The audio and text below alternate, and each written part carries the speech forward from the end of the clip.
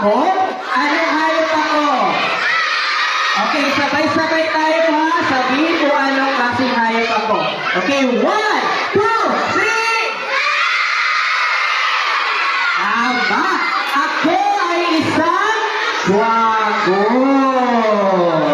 Alam niyo ba mga bata, marami akong kaibigan. Kayo ba? May mga kaibigan ba kayo?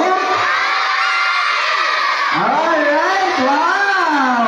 So ngayong oras na ito, may espesyal tayong babasahin na kwento.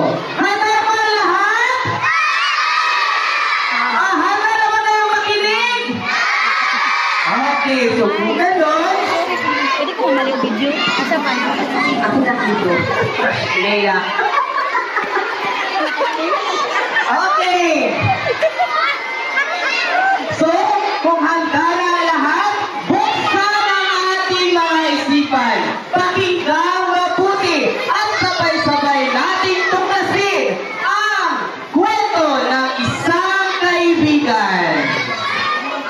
Okay, ang pamagat ng ating kwento ay ang isang kaibigan. Okay, ano ang pamagat ng ating kwento? Isang kaibigan. Kwento ni Inday Sara Duterte. Inilarawan ni Adelina Sipelo at Jose Caligno. Okay. Ay ang hindi makinig ang maingay.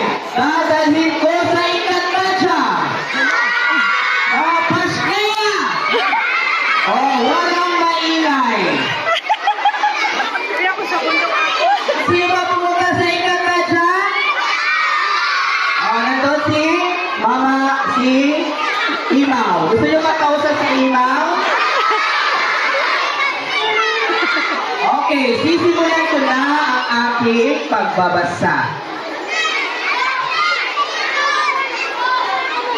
Sa ilalim ng lumpiang mga kahoy ng banahaw, nakatago ang isang hiwaga, si Kuwago, ang maranyang ibon na may-ari ng isang pugad na nakapal